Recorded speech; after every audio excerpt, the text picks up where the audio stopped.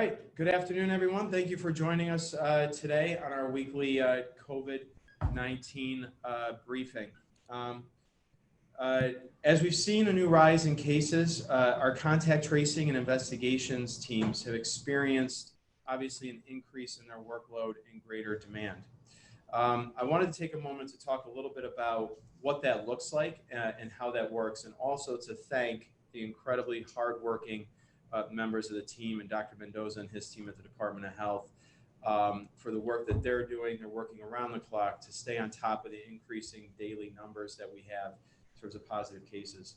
Contact tracing is really a two-step approach. There's the investigations, which is the beginning of the contact tracing process. The investigation is done by our Department of Health team, where they call an individual who's tested positive to let them know they tested positive, talk about isolation, what that means, and then talk about who that person's been in contact with and where they've been and who else might be at risk. That information is then given to the contact tracing team, who then goes through and contacts all of those contacts and places that person's been to, again, assess risk and make sure people are quarantining as appropriate. And we have a partnership with New York State on the contact tracing side of things to make sure that we stay on top of that. Because remember, for every person who tests positive and isolate in the investigation stage, you know, when we have 200, 300 people a day, they're also going to give you a list of 5, 10, 15, 20 people who need to be called, and there's an exponential number. So with the increasing rise in the number of cases that are being reported, we've taken a number of steps to reassign county staff to make sure and work with county staff to make sure that the Department of Health has the resources that it needs. But with the increasing number of cases and the seriousness by which this is impacting our community, we today received approval from the Monroe County Civil Service Commission to create 50 new temporary positions in the Department of Health to help with our COVID-related response.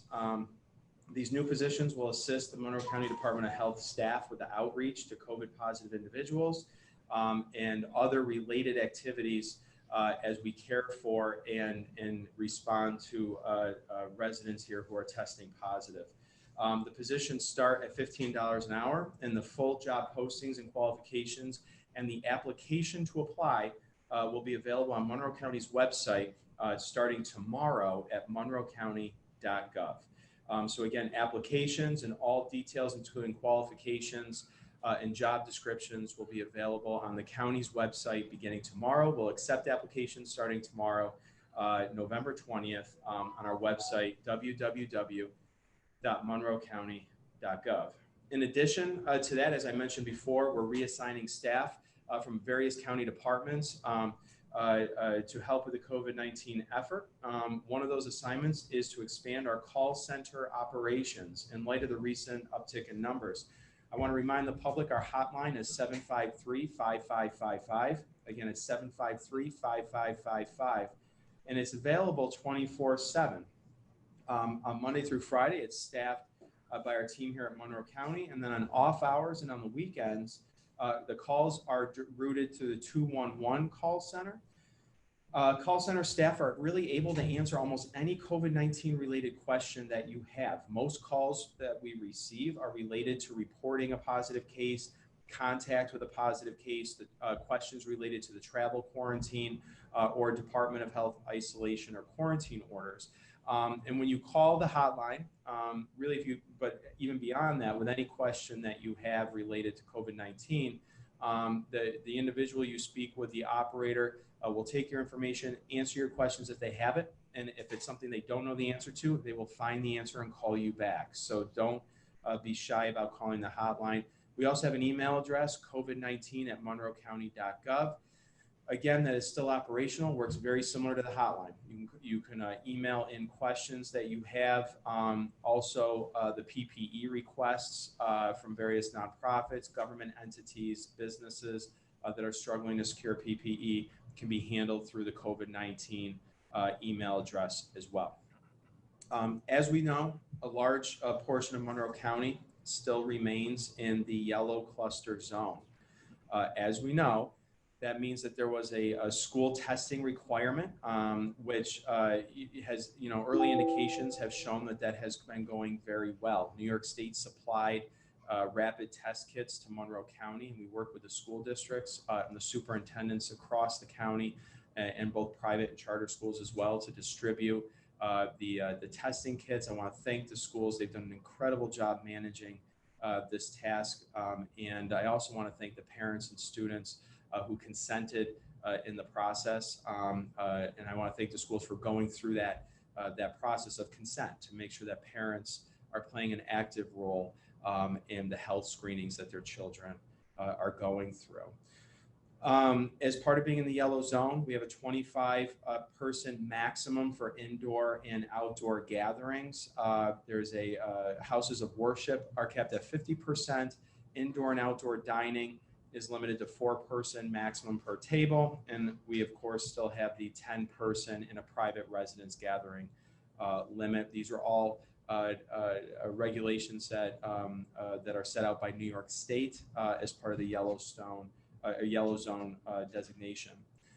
It was announced yesterday that a large portion of Buffalo and Erie County, just to our west, is receiving an orange cluster zone designation, which puts additional restrictions in place there.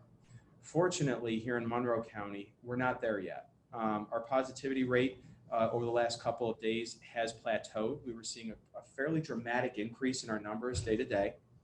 But with our numbers right now having plateaued, and so far within the COVID yellow zone cluster areas, we've actually seen a small decrease over the last several days. So we're not at the orange zone yet, and I don't think it's inevitable that we get there. I think that with the increased vigilance and wearing masks, keeping a social distance, taking the virus seriously, understanding what works and the lessons that we learned earlier this year, I don't think orange is inevitable. I think that we can manage our way through yellow and get out of yellow, but it's going to take everyone working together and doing what we proved earlier this year has worked. I want to address schools for one moment. So far that it has shown that there are not a large number of cases in buildings, and schools are still not a source as of today of spread in the community. I think this is a good thing. I think we've known this. We've talked about how schools are not a source of significant spread within the buildings. That by no means suggests that kids don't get sick. I know there's a lot of children who've been sick in our community, teachers, administrators as well, but it's not spreading inside the school buildings. And so I don't see any reason why schools should have to close. And I have been working very hard with our superintendents and school community and with the governor's office to keep our schools open. I think that's the best thing for this community. And I want to thank the schools for working with us so that they can continue to be open and our kids can continue to be in school. I think that's the safest place for them to be. So we will continue to advocate that. We'll continue to advocate for whatever it is we need to do to keep them open. And I want to thank the governor's office for working with us on that. That is my number one priority right now, because that will impact not only our children's education, it impacts the economy, it impacts public health, keeping kids and teachers and administrators where it's safe. And so we want to continue to do that. Now, also remember, in order to continue doing that is we need to keep our numbers heading down in the right direction. So we have a lot of work to do as a community to impact what our kids are going to feel in schools and what our businesses and economy are going to feel in the coming weeks. So after 14 days of being placed in a zone, the State Department of Health and the County Department of Health reviews the data to determine if we successfully reduced the spread. That's how it works. So there's a 14-day review. And it's not just on the metrics as you follow the positivity rate. There's other factors that include a demonstrated decline in your rolling average and your testing capacity, your testing ability, things like that. So those things are being continued to be reviewed. I also want to take a step back and talk about, I know there's a lot of anxiety about if we were to move to orange and the state were to impose that, how quickly could that happen? Particularly as that relates to our schools. If you remember earlier this year, back in the spring, when the shutdown had to occur, it's because we didn't know a lot about the virus. We didn't know how it was spreading throughout the community. We didn't know the prevalence, and we didn't have testing. So as it started to spread and our first cases were starting to come out of the school environment, it was coming out of certain businesses, things had to shut down so we could understand what it was and then go back to opening. That's the approach the state took. I think that was smart. And then it took a regional phased in approach to reopening. This is different. We know a lot more about the virus. We know a lot more about what causes the spread. We know a lot more about how we can slow down the spread and stop it from overwhelming the hospital systems and our healthcare system. So I do not anticipate, just like as we came into a yellow zone, where an overnight approach. When we came into the yellow zone, it was announced. We had a few days to get a notice into when things would be taking effect. And I think the same thing would probably play out as we move, if we move into an orange zone. So I want to, our families and our students to understand that it's not going to be like in the spring where everyone went home on a Friday as if nothing was going to be different, and then they didn't come back to school for months at a time. Here, my expectation would be there would be continuous reviews, the numbers would be looked at every day, and we will communicate with you and the public about what to expect so that we can avoid that kind of abruptness that happened earlier this year. So that's, I think, a difference that's important for our families, our teachers, our administrators, and our students to understand. Some other good news that I want to announce too is because our community's been doing a great job increasing our community surveillance and testing. We talked about MCC being booked out for several days in a row. We have advocated to New York State for them to increase the testing availability to the public. And I'm glad that New York State has responded to our request. And today I can announce that because of this increase in demand in our community participation, the MCC drive-in testing site will be expanding to a 7-day-a-week operation. So we'll be open on Saturday and Sunday with hours from 8 a.m. to 3 p.m. starting this weekend. The state has also agreed to work with us to find other ways to expand community testing that is free. And remember, these tests at MCC are free to the public. And it's for symptomatic or asymptomatic individuals as well. You can get your appointment by going to our website, again, at monroecounty.gov. We link to the state site where you can go online to make an appointment, or you can call the hotline to make an appointment as well. It is by appointment only, but I want to thank the governor's office. I want to thank Governor Cuomo, the New York State Department of Health, for working with us to expand this testing opportunity so we can continue to drive people through those testing who are symptomatic and also people who want to know if they're positive or not, so we can get a greater sense of where we are as a community. So again, before I turn over to Dr. Mendoza, again, I want to thank the community for their participation, but also to underscore the fact that the virus is still here. Our numbers are still too high. We had a spike earlier this year. We all worked together to drive the numbers down over the summer and into the fall. And I think that because with the weather change, we all move indoors, we're not wearing our masks as much, our numbers have gone up. The consequence for that is in a public health setting, we always talk about enforcement. What's the consequence for breaking the public health guidelines and the public health rules? You have to think about it a little bit differently when it comes to public health. It's not as simple as I didn't wear a mask when I visited this store, or too many people were gathered outside, more than 25 people, so here's a ticket with a fine, right? There is enforcement, and the State Liquor Authority is partnering with the Department of Health. We're partnering with local code enforcement to do enforcement. But in a public health crisis and in a pandemic, enforcement is more than just about a law enforcement ticket or a fine. The consequence of violating a public health order is that we get sick.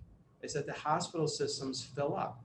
It's that there may not be a bed available to you when you're sick. It's that elective surgeries may not be able to continue. It's that schools might not be able to continue to stay open. It's that businesses may close. People may lose their jobs, and our family might get sick. That's the consequence. So it's not immediate. It's not a ticket that you get that night. But over time, as we violate and loosen our adherence to the guidance, we become sick. And we see the numbers increase, and then we start to see the consequence. That's what's happened over the last 3 weeks.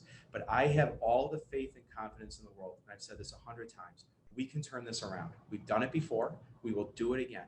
And the good news is there's a light at the end of the tunnel. I know we have COVID fatigue, and I know we're tired of hearing about the guidance and the masks. but there is a light at the end of the tunnel. There are 2 vaccines that have been announced that are seeking emergency use approval that could be out before the end of the year, according to reports. It's coming, okay? The end to this is coming, but we do have to get through the next couple of months, and these are going to be the hardest months because we've been at this for so long. It is getting cold out. We want to be with our friends and families, particularly over the holidays. But I also want you to be able to get together with your friends and family next year through the holidays as well. And to do that, we have to get through the next couple of months. We have to understand the vaccine, it looks like is coming. It looks promising. And so we just have to get there. And we can do that as a community if we work together. So with that, I want to turn this over to Dr. Michael Mendoza, who could talk about our numbers today and what they're seeing at the Department of Health. Thank you, County Executive. And again, thank you to all of our media partners for joining us today. We started the week off on a relatively positive note. I want to add my words of thank you and gratitude, both to the schools, the school leadership, and most notably the parents and students who agreed to do what we were worried was going to be a big lift, and was a big lift, which was undergoing all of the testing processes in the school. The other bright note is that we've learned since this screening began that the actual rate of asymptomatic positivity in the schools is very low. We are still obviously analyzing the data, now only 3 days really into the process, but all early indications point to the fact that our preconceived notions were correct, that the rates were going to be low in the schools, and it turns out that that's very likely to be the case. We also saw that our positivity rate was plateauing and was even showing signs of improvement. The 7-day positivity rate is, of course, a very good indicator of our progress. The numbers as of yesterday are still heading in the right direction, but I want to caution everybody that things can change on the turn of a dime. And we also learned, again, of news of a vaccine on the horizon, that both of these candidates for the vaccine appear to be very effective. The light at the end of the tunnel is visible. The challenge, of course, is that nobody knows how long that tunnel is. So we still need to remain vigilant and keep our precautions up. But unfortunately, today we're on track to hit another record in terms of new cases. We are not yet done with the final counts, but it appears that we will be at or around 373 new cases, new people who are infected with COVID-19 since yesterday. That's a record. It's a record that I don't want to break. And unfortunately, we seem to be breaking records more often than not. We've also been continuously breaking records when it comes to hospitalization numbers and ICU numbers and ventilator numbers. In fact, today and yesterday will represent again the highest numbers that we've had since the beginning of this pandemic. We've also completed preliminary analysis of all the individuals in terms of demographics of those who are in the hospital. By our current count, there are 137 Monroe County residents, roughly 137 Monroe County residents who are admitted to Highland, Strong, Unity, or RGH. 31% of them are under the age of 60. 7% of them are under the age of 40. 17% of them come from a congregate setting, like a group home, a nursing home, or assisted living facilities. These are early indications of problems, and I want to reiterate my call to action. We are now 1 week away from Thanksgiving. We hold the future in our hands. Hospitals are becoming very full. And when we talk about hospital capacity, I want to take a moment and underscore that hospital capacity isn't just about beds and lights. It's about people. And those people are our nurses, our respiratory therapists, our doctors. While they may be there in the same numbers as before, they are not there in the same spirit as before. We are burnt out, we are tired, and we want the community to step up and help us. Your words of encouragement, your flowers, your pizza are very nice, but what we really want is for you to do the right thing so you can help us to do our job of taking care of you and your loved ones in your time of need. As we look ahead, a lot of discussion around the word lockdown. And I want to caution the community that lockdown isn't what we're after. We don't want to shut down the entire community like we did before. But to think that we're going to get through this without some fashion of modifying our behavior is extremely short-sighted. So I think we need to think about how are we going to take steps as though we were going to be in a lockdown without actually having to take a full lockdown, because none of us wants to do that. And I want in every way to avoid a full lockdown, but we do need to take steps. The first step is to be very thoughtful about our gatherings, and Thanksgiving is around the corner, and I think it would be very, very risky for us to have any more than our household together for Thanksgiving, unfortunately. We need to look at our shopping habits. Earlier in the year, we were going to the grocery store once a week. I would suggest we revisit that practice again today to limit all of our out-of-household interactions as much as is feasible, to plan ahead, to try to take care of all those errands in one trip, and to be more efficient so that we can try to minimize the amount of time that we're spending outdoors. Reconsider carpooling. If you're going to go to work, reconsider carpooling. Think about driving on your own. And consider again, if it's possible for you to work from home, because we know that working from home can help to minimize some of that risk. Look at your meetings. If you're meeting at work, try to meet via Zoom, try to meet virtually. Relook at all your social gatherings, not only between your peers, but between the peers of your children. Now is not the time to be having play dates, because we know that when play dates happen, parents gather. And when parents gather, we know that people of higher risk will also be gathering. These are some of the steps that we ask that you take in the community. Here in the health department, we are working very hard. As the county executive mentioned, our workforce is reaching its capacity. And that's the reason why we are looking ahead to expand that capacity. The fact of the matter is, like the rest of the community, like the hospitals, the health department also has a capacity. And we do not want to get to the point where we are no longer able to serve you in the ways that we want to do so. So the tracing effort is very critical. In many ways, it's the last line of defense in identifying who may be at risk in the community. We ask for your cooperation with this because we are getting more and more examples of people who are not disclosing individuals who are at risk, who we are then unable to contact to inform them of their risk. You are not doing them any favors by protecting them, by not telling us about who they are.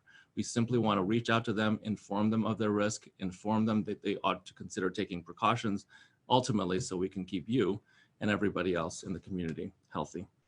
And finally, we're going to step up our efforts to screen outside of schools. We know that schools represent a relatively low risk population, and we also know that the numbers are rising elsewhere. And so we're going to work very hard to do more screening outside of schools. So with that, I will turn it back over to Julie. Okay, thank you. Our first question today comes from Jennifer Lukey from WHEC.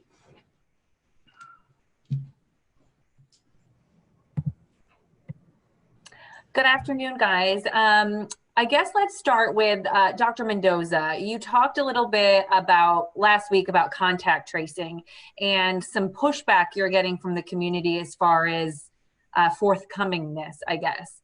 Can you elaborate on that? What are you seeing? And I've seen some reports in other cities that they're having trouble finding sources on something like 70 to 80% of cases.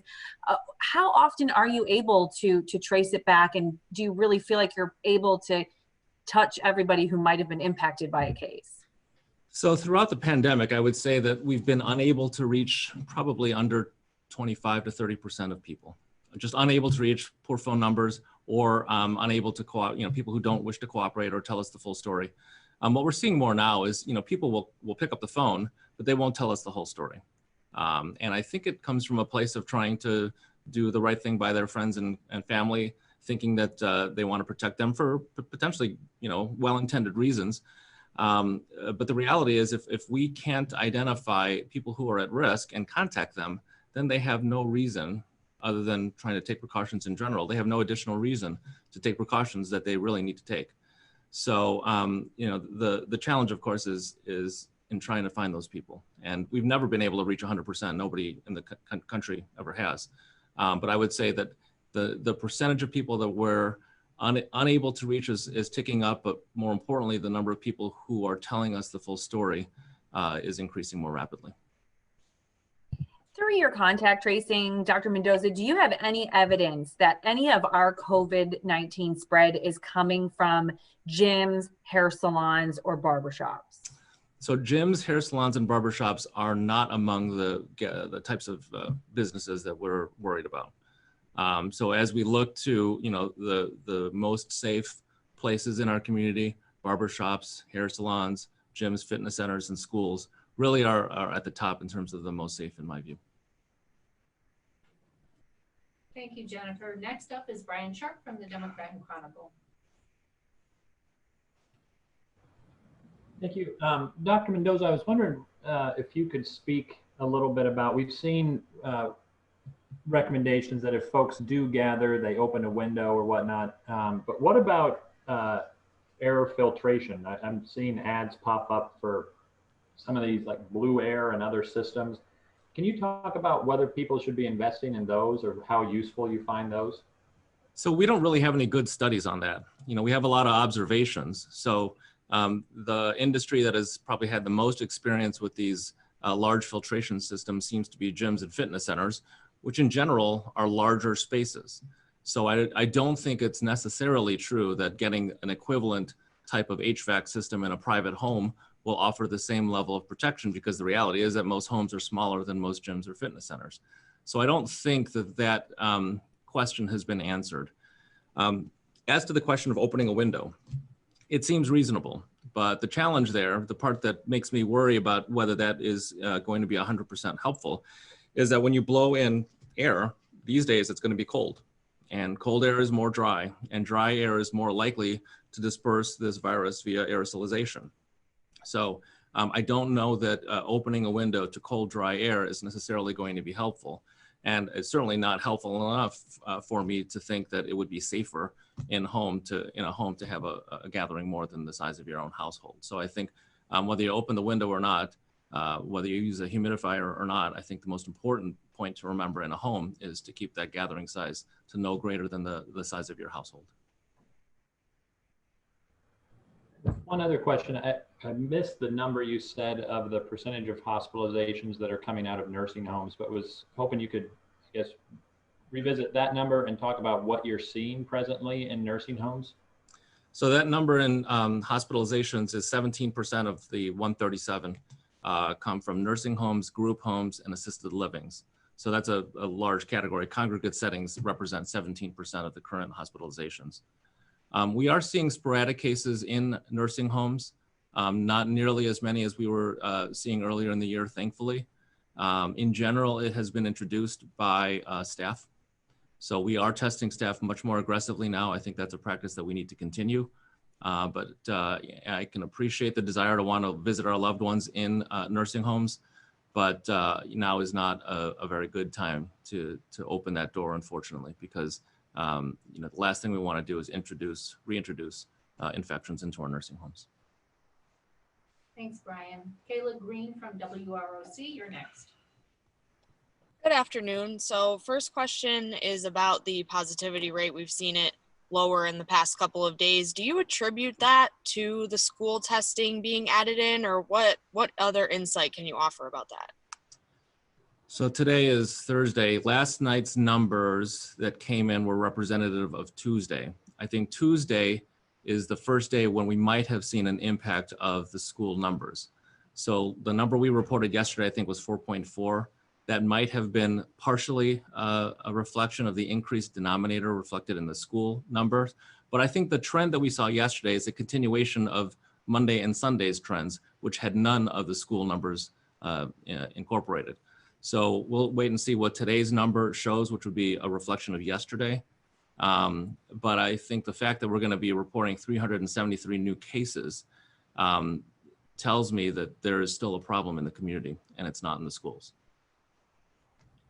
And then that last thing that you said there about the further screening outside of schools, can you give more information about that? Will you be able to give like these rapid tests possibly to businesses or workplaces, or what will that look like? So Kayla, that's what we're working with. That's what we're working with New York State on, and that's something I'd like to see happen. Because at the end of the day, I think the smart way to approach this is to try to go find the virus where it is, so that you can tailor your response to where it's spreading, right? So, we advocated very strongly that schools be able to stay open because we did not expect it was there. The state wanted to test in the schools to find out, and it looks like what we thought was right. It's not. There's not a huge prevalence there. So before we have to get to an orange or red zone, what I would like to see is a greater prevalence of testing, and how we can work with different sectors of and industries to figure out how to do that, and how to get those test kits. So we're working with New York State on that right now. Hopefully we'll have that in the next couple of days, so that we can try to, because the goal here is you know, your mass community testing and community surveillance, and that's why I'm really grateful they expanded the testing in MCC. But we also need to be able to then go into those sectors, whether it's bars, whether it's restaurants, whether it's or what other types of gatherings it is, to try to see what the prevalence is, and attack it that way. But the one thing, you know, Dr. Mendoza said is where we know it is where it's very difficult to look, right? We know it's spreading at small gatherings in people's homes, and that's, if I can underscore anything that we're talking about today, is we have to talk about the fact that that's just not safe to have large numbers of people who are not part of your immediate family gathering inside your home without a mask. That's how most of the contact tracing is, how most of the cases are getting spread. It's incredibly, you know, it's not unusual for a positive case to come in. You call that person, turns out they were at a friend's house last weekend with 10 or 15 people, and when the contact tracers call them, you know, half of those people are sick and have symptoms. That's how it's spreading. And we really have to work together, not against each other and fighting with each other. We have to work together as a community to understand that. And is the best we understand how to cut down on risky behaviors, the better the numbers are, right? And so today we have a record number of positive cases. We've been trending down. Hopefully that continues to happen when you look at averages, but we have to understand what the risky behavior is. And that's, unfortunately, that's what it is. And so we have to work together as a community to not deny it, not to argue with each other, but to come together to solve it, understanding that there is a light at the end of the tunnel. We just have to get there. But we have to keep people safe, healthy, and protected. And we can't overwhelm the hospital systems. That's the last thing we need, because that's that firewall that's protecting us. And when we have record numbers of people in the hospitals, record numbers of people in the ICUs, their ability to function, their ability to maintain staffing levels that we need, and their ability to do the elective surgeries becomes compromised. Noelle Evans from WXXI, you're next. Thank you. Hi, I hope you can hear me all right. Yep. Okay, great. So my question goes back to what you were saying, Dr. Mendoza. Could you elaborate a bit more on the concrete impact that the healthcare worker burnout would have on the care of COVID-19 patients? Well, you know, I think it's almost self-evident. You know, any of us who goes to work when we're tired, when we're not all there from an emotional standpoint, that makes a huge difference. And when you think of what nurses do, that is so much of what they do. To be present for our patients, to talk to our patients, to talk to their families, whether it's virtually or in person, the quality of care suffers when we're all tired. I know this as a healthcare provider, and all of our nurses live this every day. So that, you know, on a sort of self-evident level is, I think, important to point out. The other fact of the matter is that if there is greater community prevalence, there's a greater likelihood that healthcare workers will be among those who need to stay home or who need to quarantine. So whether or not they feel burnout or not, if they're isolated because they're infected, or if they have to quarantine because they've been in contact with somebody, then they are effectively not part of the workforce. And so when we think about hospital capacity, I think we need to go one step beyond just looking at the number of beds and the number of ventilators. We need to be thinking about the people. We need to be thinking about the people without whom those beds and ventilators can do anything. So, you know, I think we need to think about what the impact of this pandemic has on the people who serve us in our hospitals. And I think all of us in the community owe it to our nurses and healthcare providers to take care of them so that they can take care of us. Okay, and then following up from that, with the hospital capacity being what it is right now, if there is a surge post-Thanksgiving, what's the chance of you know, being able to meet the demand at that time, and what steps would be taken if there needs to be more to be done? Well, one thing I can say is that we're doing a much better job of taking care of these patients. The proportion of them that are on the ventilator for an extended period of time is much lower. We're able to get people extubated much more quickly. We have more experience taking care of these acute individuals. We're able to disperse them across the region, so they're not all going to Strong and RGH. So from that standpoint, we're doing a better job of it. But when you have a person who's under isolation in the hospital, even if they're not acutely ill needing to be in the ICU, they need to be in a single occupancy room, a room that might otherwise been able to hold 2 people. And so that's why the capacity is somewhat of a moving target. It really has to do with the number of people who are sick and the particulars of all of the hospital units in our community. So that's another way that it manifests, in the hospitals. But if we are getting to the point where we're at or exceeding our hospital capacity, the hospitals do this all the time. They do this every year with the flu. We find ways to create space within the hospital. That was part of our surge planning earlier this year. We would take rooms that wouldn't ordinarily hold, the routine general medical patient, and we convert that into a general medical bed. Those are steps that can be taken, but they come at great expense to the hospitals and to other care that we might need to forego in order to create capacity for COVID patients. Next up is Tanner Jubinville from 13 Lamb. Hi, good afternoon. Want to ask about what you're seeing with hospitalizations. It seems like you're seeing a pretty large number of people under 60. Is that, I guess, overall, what are you seeing in terms of the increase in hospitalizations now compared to the first surge? Are you seeing more younger people, and what type of maybe unique trends or patterns are you seeing? I think it's too early to say. The one shining light is that we're not seeing the same amount of deaths, which is good, but we don't want to get to that point, obviously. I would have to compare the numbers, but my impression is that we're seeing more younger people in the hospital. I don't recall having this proportion, 7% of people under the age of 40 in the hospital. For somebody under the age of 40, and most people under 40 tend to have fewer medical comorbidities, you've got to be pretty sick. And so as I see it, that represents a risk, in my view, a red flag in my view, of how things may pan out over the ensuing weeks and months. Another question I have has to do with rapid tests. I know you touched on this earlier about getting them to businesses and everything, but is there a hope that someday maybe to have MCC be a drive-in rapid test spot? I mean, to have them that widely available rather than to just make them available to a select few? Or, I mean, how do you I know you've said that you want to test more outside of schools because you think that's the bigger problem. So how do you really widely test with rapid tests outside of schools, and when can we make that happen? Well, it's a balance. So the rapid test is useful in asymptomatic populations because it's rapid, and because when done in succession, not just once and done, but done in succession, it can give you a very good picture of what's happening in a particular population. And that's a theory behind using this test, which was intended primarily for symptomatic people initially, in an asymptomatic setting, because if you can do so in series, weekly, for example, in a school setting, you get a very accurate picture of what's going on. But when you look at MCC, I think it's more helpful for that type of setting to have the more accurate and more precise measurement, which is the PCR test. Eddie Singer from Minority Reporter, you're up.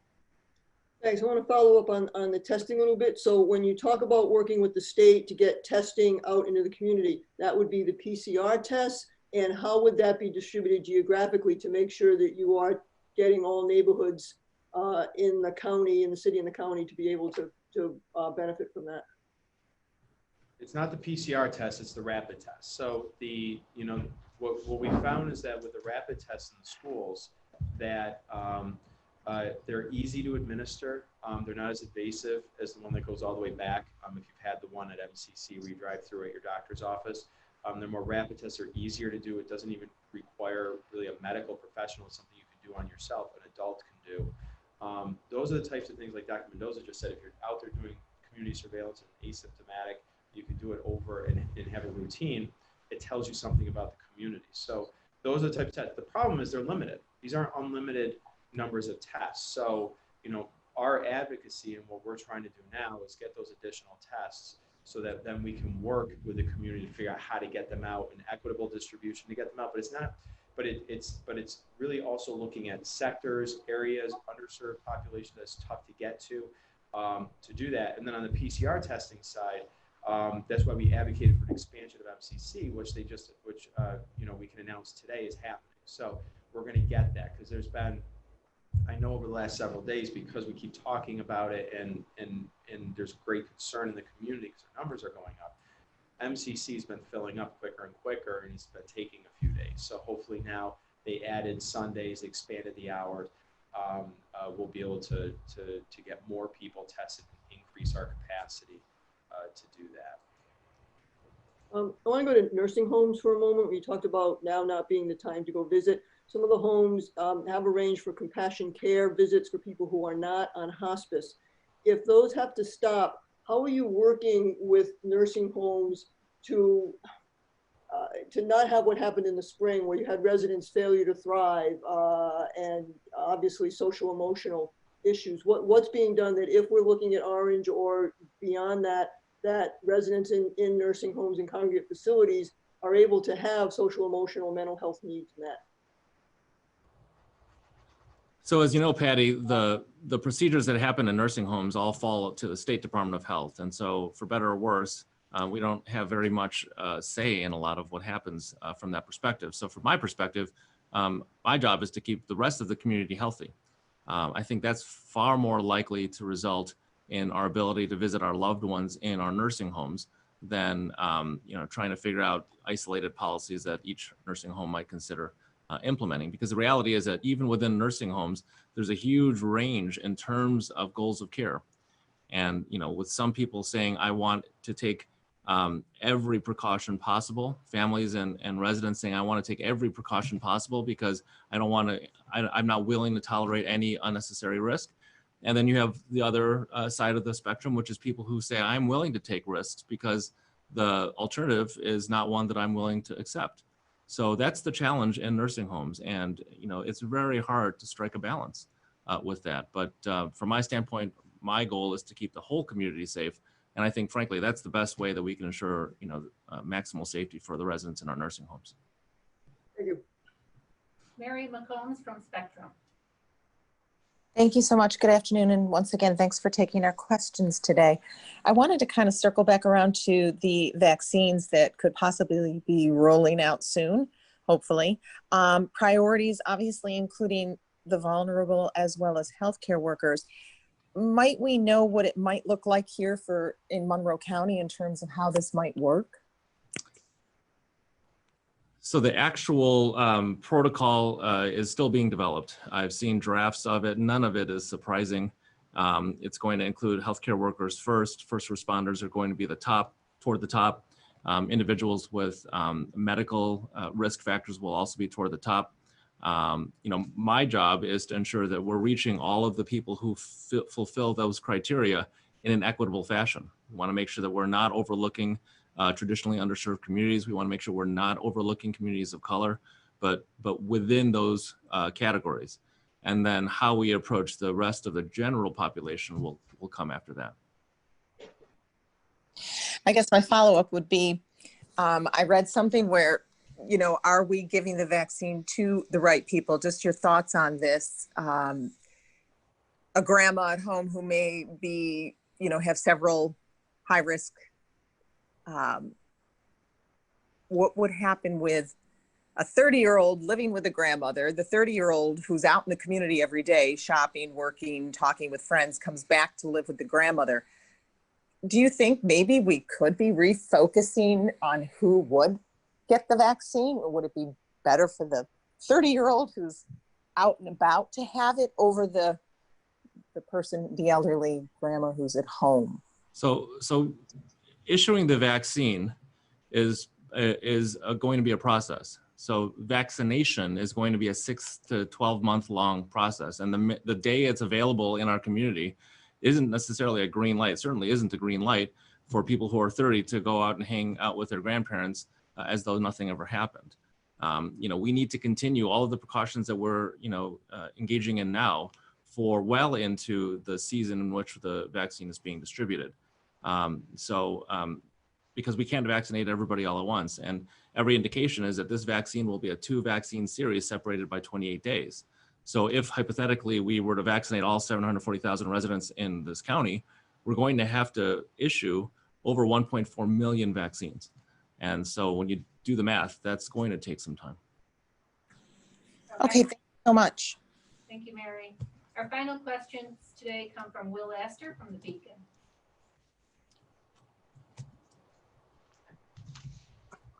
Okay, sorry, was trying to unmute there.